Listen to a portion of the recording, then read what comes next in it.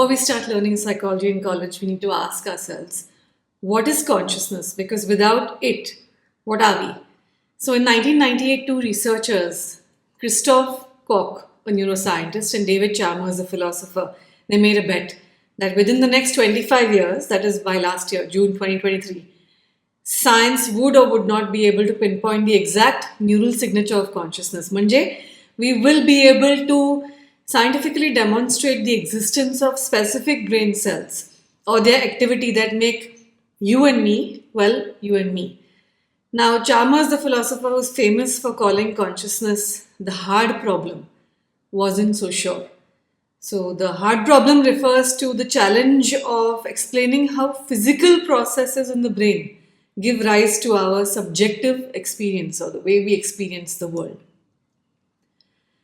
This wasn't just academic bickering because consciousness is the foundation of everything we do and study in psychology. Your thoughts, your feelings, your sense of self, me kon ahe, even the concept of free will, it's all tied to our knowledge of the brain. We know this from studying brain dead or brain injured people, right? The quest to understand consciousness is a very hot topic for debate. We have theologians, psychologists, phenomenologists, neuroscientists, philosophers, mathematicians, psychiatrists, anesthesiologists, AI researchers, everyone has something to say about it. As I'm sure you too have your own opinion, and people disagree, there are a lot of debates online, we've not come to any conclusion. So, did the neuroscientist Christoph win his wine? In June 23, the deadline came. The bet was settled at this conference. It was decided that while we've learned a ton about the brain, that very elusive, clear signature of consciousness still remains hidden. So Christoph conceded defeat to the philosopher David Chalmers, who said that it's clear that things are not clear. But in science, even in defeat, we, I think, advance our understanding, and that's really important. We've come a long way in our understanding of the mind-body relationship. How so is what I'm going to be talking about. In 1848, Phineas Gage, who was then about 25 years old and working as a railroad foreman in Vermont, was overseeing a blasting operation on the train tracks when a tamping iron, which you can see in this diagram here, it's a sort of a 3-foot long metal rod. It shot through his skull. It entered from his left cheekbone and exited to the top of his head. Not only did he not die, instead he stood up moments later, walked with minimal assistance, and he spoke quite coherently, which is not something we would expect. But the man who survived was not the man that his friends and family once knew. They said that the injury had changed his personality dramatically. And he was once known for being a very stable and reliable person, and he was now unpredictable, he was unstable, he was inconsistent. And this was the evidence that scientists needed to show that the brain played a role in personality and behavior. Now, a traumatic brain injury reveals this link between our physical brain and our personality, our behavior, our sense of me or self, and so on. Charles Darwin has said that brain makes thought. And the philosophical term for this position is known as materialism. It simply means that we are all tied down to the physical body. Just like here I've shown, this is an AI image I created on ChatGPT. It is basically the shadow and the person. It's tied to the physical body. Back home in India, you might want to read the Lokayata or Charvaka philosophy, and Professor Pradeep Gokhale from Pune University has written an entire book on it. There's also Kautilya's Arthashastra, but more on that after 2 or 3 years. Now, on the other hand, René Descartes, he was inspired by automatons. Now, what are automatons? They're relatively self-operating machines or control mechanisms. They're designed to automatically follow a sequence of operations or respond to predetermined instructions. So this led Darwin to think about, Descartes to think about dualism, which means that yes, perhaps we are indeed complicated machines, But we are nothing without an added mind or the soul, which is different from your body, right? So we are not one, but we are two, the body and the soul. We are certainly not just physical things. We think, therefore we are. This is also probably where we get the idea of bhatakti hui atma or ghosts, where thinking, feeling souls wander about without their complicated bodies. Dualism, there are many forms of it, may also encourage some to think of an afterlife or the existence of a soul that survives your physical body's death. For now, we'll stick to learning that we have to be familiar with all of these concepts: materialism, dualism. Cartesian dualism is derived from Cart, which is Descartes ka cart. And now this topic is very vast, and I'm not going to be speaking about all of it now, but feel free to explore it yourself. The mind body relationship remains a subject of ongoing exploration, and while progress has been made, the complexity continues to challenge us. Now, there is one quote which suggests that if the brain was so simple we could understand it, we would be so simple that we couldn't. So, in essence, the reason why we can't understand the brain is because it's made out of too much brain. So, historically, now doctors have relied on dissection, cadaver dissection, to study human body due to the lack of, I'm talking about historically, right? At that time, there were no advanced techniques like neuroimaging. And here you can see Rembrandt's early masterpiece. It's called The Anatomy Lesson of Dr. Nicholas Tulp. It was painted in 1632 and it depicts this public dissection of an executed criminal. This was a common practice at the time because of the limited availability of cadavers.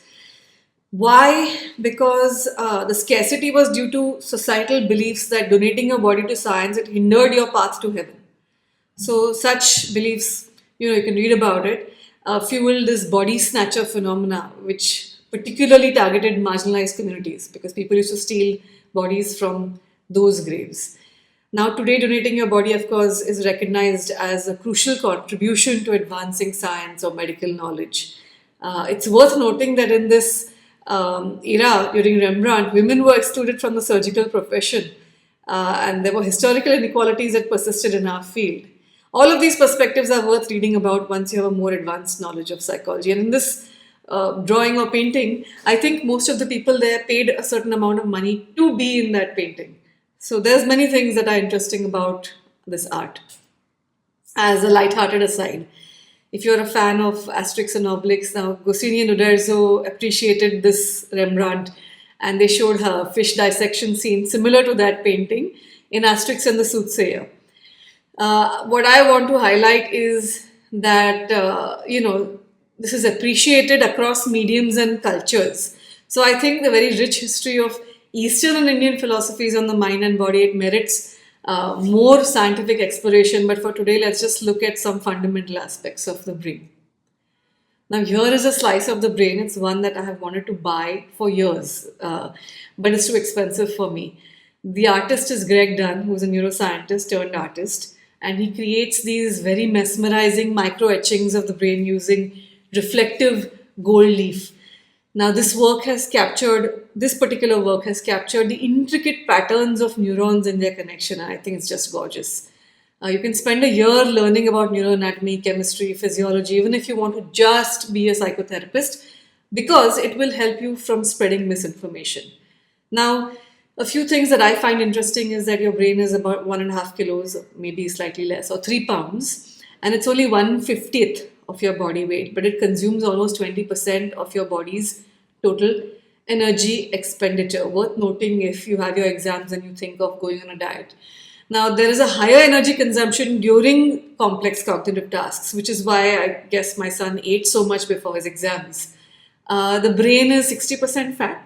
The remaining 40% is a combination of water, protein, carbs, salt, so on and so forth. And it's not a muscle. Your brain is not a muscle. It contains blood vessels and nerves. For a psychologist, understanding the brain is not just an academic pursuit. It's I think, a fundamental necessity to provide, comprehensive and effective care. Also because you will be gaining crucial insights into biological roots of mental health conditions. It can help you collaborate effectively with doctors and surgeons. And especially if you're going to be practicing CBT or, psychoanalysis or anything for depression, for instance, Without understanding neuroanatomy or physiology or chemistry, I think it will be a shame for the client and, of course, for yourself. I'm not here to teach you about your approximately mota moti 100 billion neurons that are in your brain, almost the same number of stars that are in the Milky Way galaxy.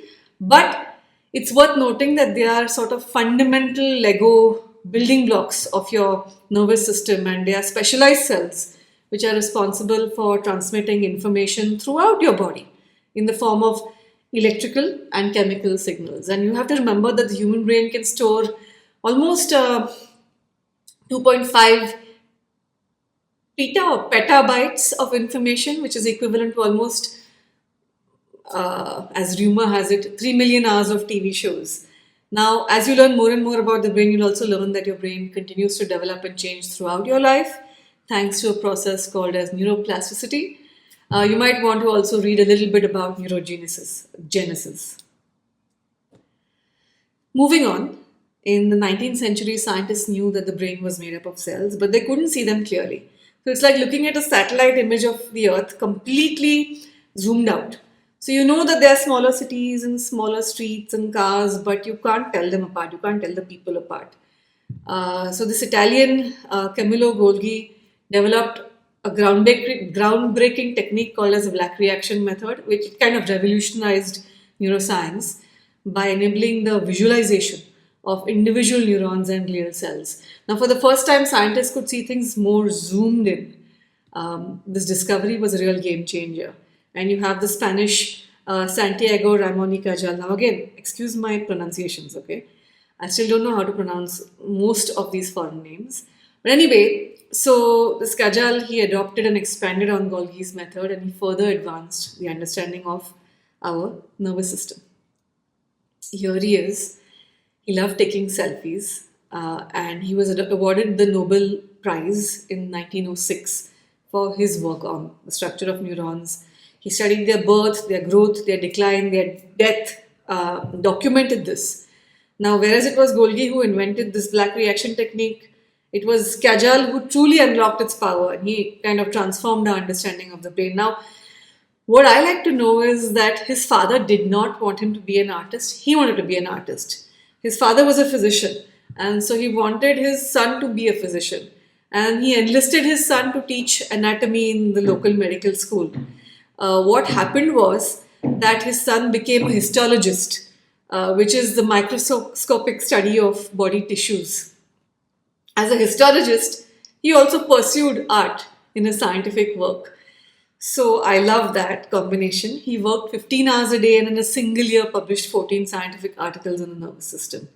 Now he thought he had found the home of consciousness in the neuron, but what he had found was that neurons are not continuous, as Golgi had believed, but rather they are separate entities that communicate through tiny gaps called synapses. Now this concept is known as a neuron doctrine, and it is the foundation of modern neuroscience. It's beautiful reading all of this. I mean, it's like you're reading the history of it and you're realizing that, so from realizing people thinking that everything is one to people realizing that, when you're zooming into this map, people in the city are not all connected, but they are individuals who communicate with each other. That's just an analogy that I'm using, but it's really wonderful to read this and to see this and the evolution of this. Now, the neuron operates like a miniature Rube Goldberg machine, which is what you're seeing in this diagram. It's like a, external stimuli, like this marble rolling down a track, initiates the process by activating dendrites, which is the input sites of the neurons. The cell body, like a series of interconnected gears and levers, it integrates and processes this incoming signal from the dendrites. If the signal is not strong enough, then nothing happens. But if it is strong enough, it triggers an electrical impulse that travels down the axon, which is sort of a long fiber, resembling but not quite a conveyor belt. And then this carries the message to its destination. So at the end of the axon, the synapse acts like this trapdoor, which releases neurotransmitters, which are the chemical messengers into like this gap between the neurons. Now, these neurotransmitters are then caught by specialized receptors on the next neuron's dendrites, initiating a new cascade of events in the receiving neuron. So I've explained the explanation in a very, very oversimplified way, and I'm guilty as charged. But there are plenty of animations that exist online. Use these to properly understand this mechanism. Now, this small time lapse is one of new learning happening. And here neurons communicate by sending electrical impulses down the axon. You can see all of this. And this is the process of growth that you're seeing here. Please read William James because he was very poetic. In his Principles of Psychology, he said that our actions do not seem to follow physical laws. And I want to quote something from his book that I have here. Okay. If some iron filings be sprinkled on a table and a magnet brought near them, they will fly through the air for a certain distance and stick to the magnet surface. A savage seeing the phenomena, I don't like the word that is used, but anyway, a savage seeing the phenomena explains it as a result of an attraction or love between the magnet and the filings, right? The iron filings. But let a card cover the poles of the magnet. So you have the magnet here, you put a paper here, and you have the filings on the other side.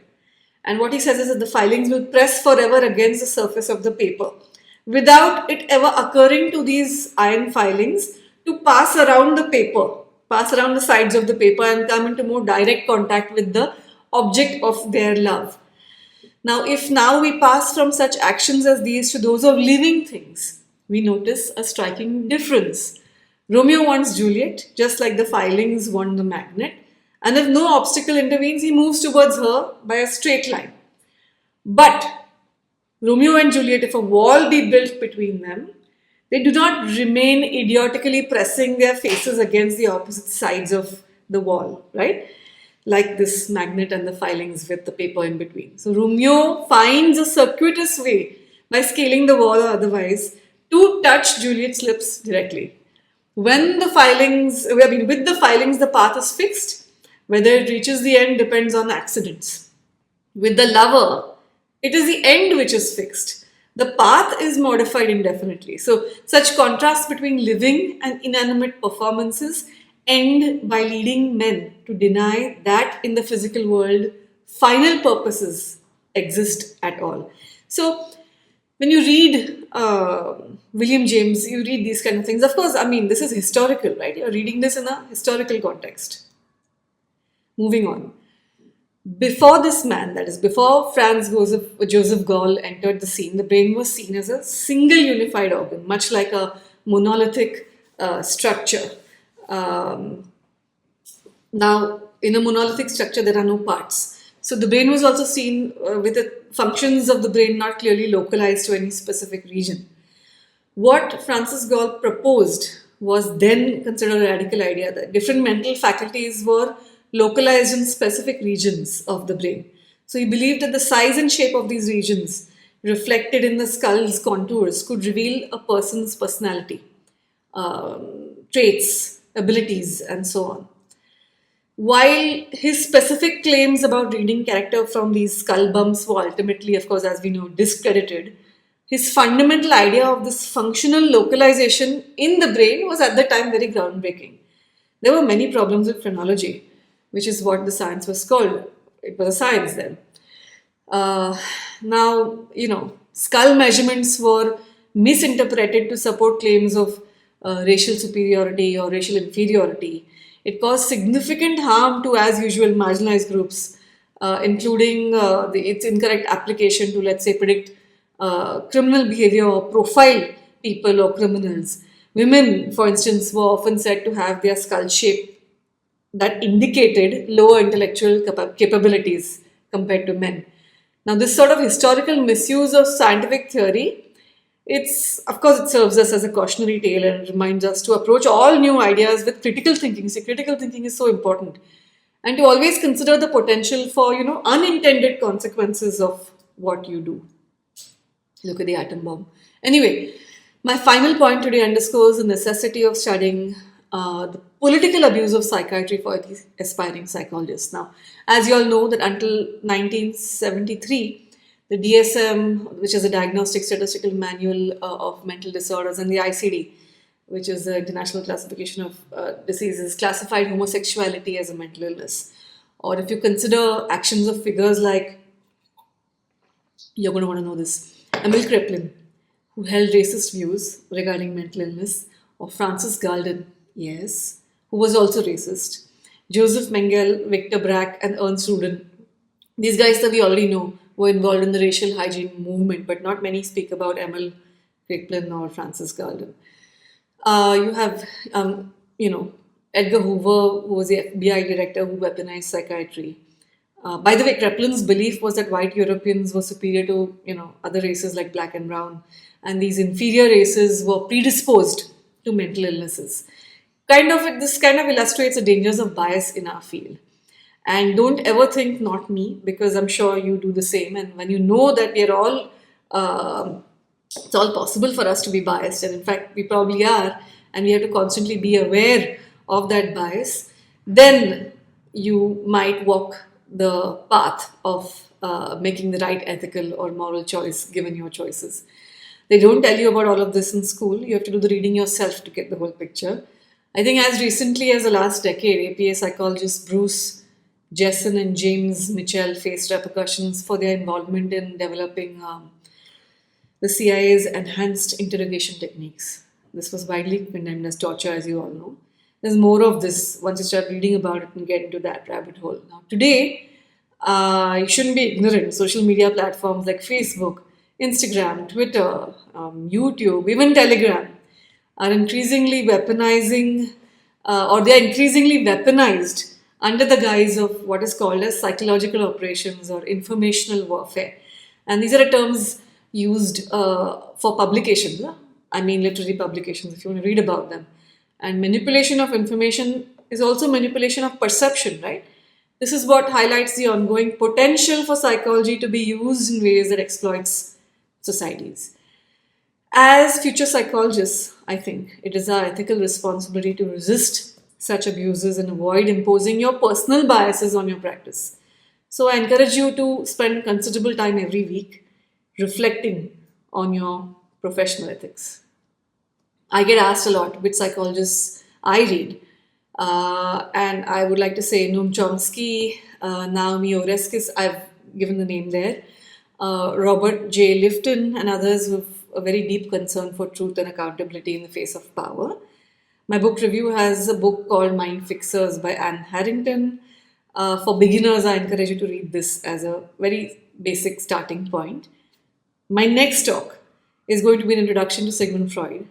I think from where I stand, which is 20 years of studying him and material about him over and over and over again, it would be interesting for me to myself revisit everything, including a few of his biographies. Now, again, a disclaimer.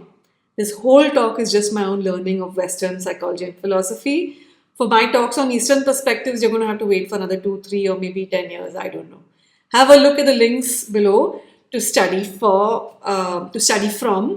I'm not going to be editing this video because I don't have the time for that. It's extremely boring. So please also excuse any spelling mistakes, any pronunciation errors, and so on and so forth. Cheers.